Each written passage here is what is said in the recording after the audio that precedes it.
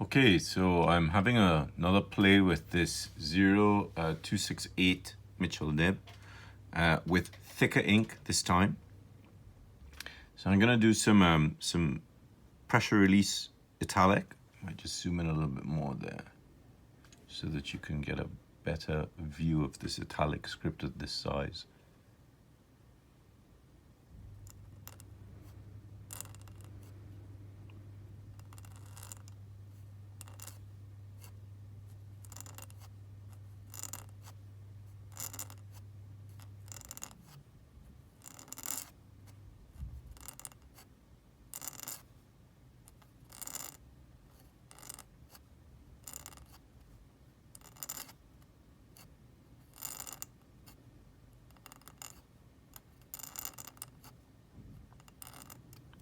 And I'm just going to let this run out so you can see the nib in action. So the first line here, I'm not applying any pressure to. The second line, I'm going to apply a little bit of pressure and release. What?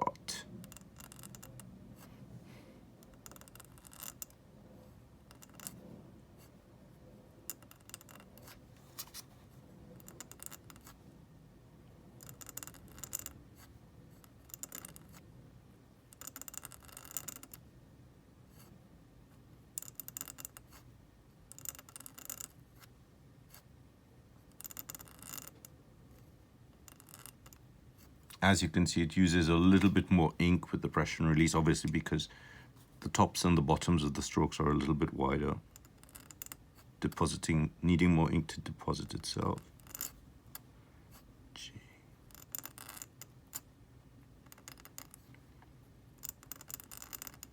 And let's do a double L.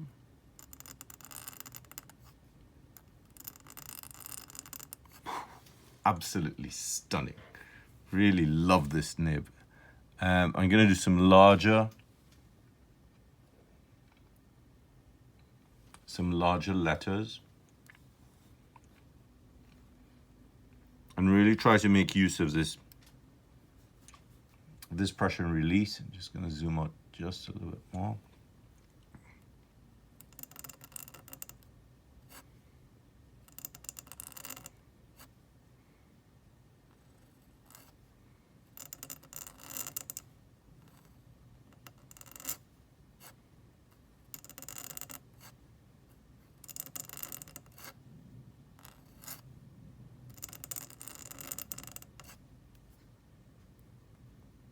Now, the bottom of the desk is actually here at this angle. So the pad is perpendicular to the bottom of the desk, which means that for an upright script, for a vertical script like this, I'm not sitting at the correct angle.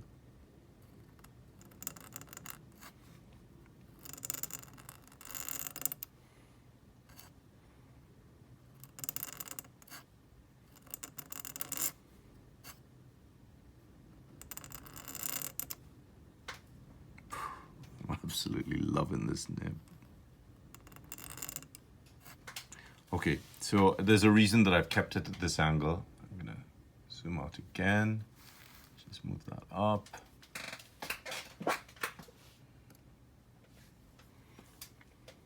So I'm going to rock onto the corner of the nib. So this is technically how English roundhand, which is the precursor to copperplate script, was done, by rocking over onto the right tine of the nib.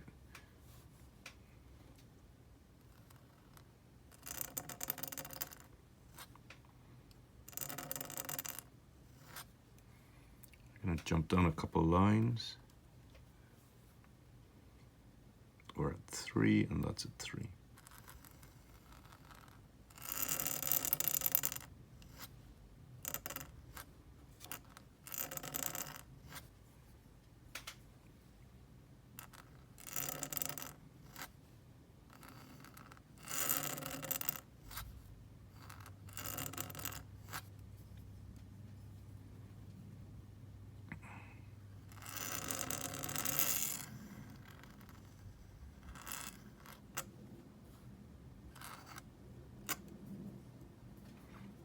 Notice how slowly I'm writing. I'm really taking my time to do this.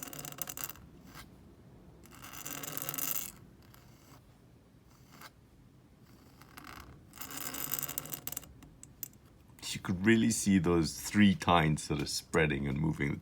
It's really, really beautiful.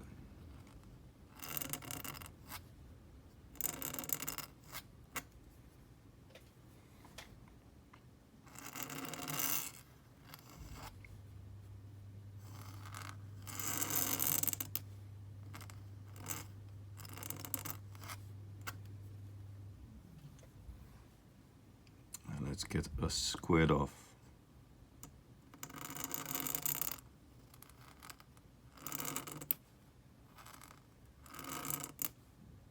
This is absolutely wonderful.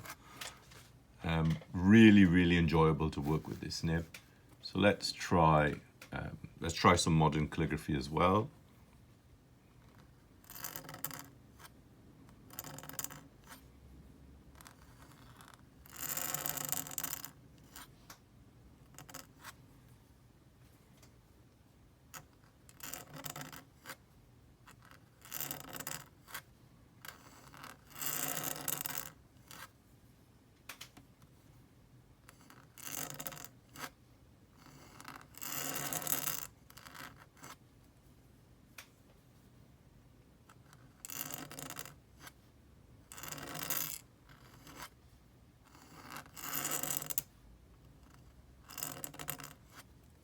I love how you can see that spreading open again. Let's just do that H again.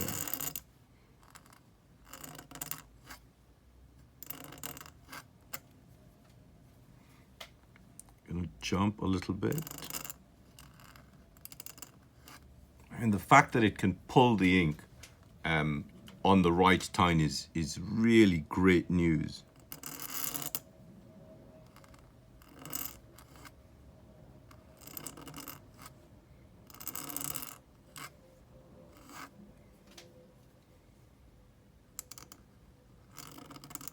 Super, absolutely super, my goodness.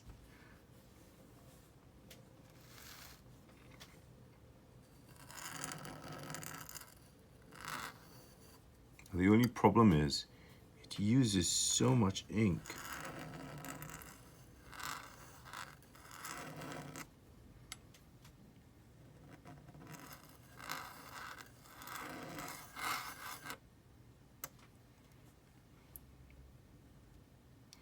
So I would say that the maximum spread should really be,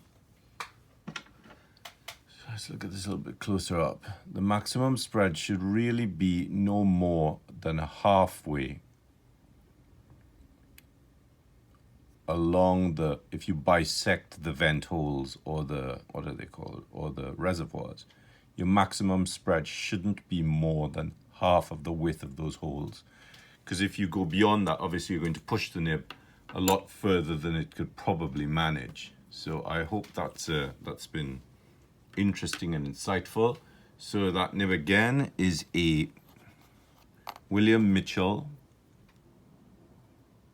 Music Writing Pen 0268. I got this batch of mine from John Neal. They really are quite fantastic. I'd like you to look at the video I did last night and compare it to the video today, because I think it's really important that you understand that the writing fluid plays a crucial part in how your tools work. So this is a much thicker ink than the one I used last night. The one that I used last night just slipped off the nib and caused quite a lot of deposition, but it was really fun to play with. I'm going to go and play with this nib a little bit more because I have class this evening. Have a nice day. Bye-bye.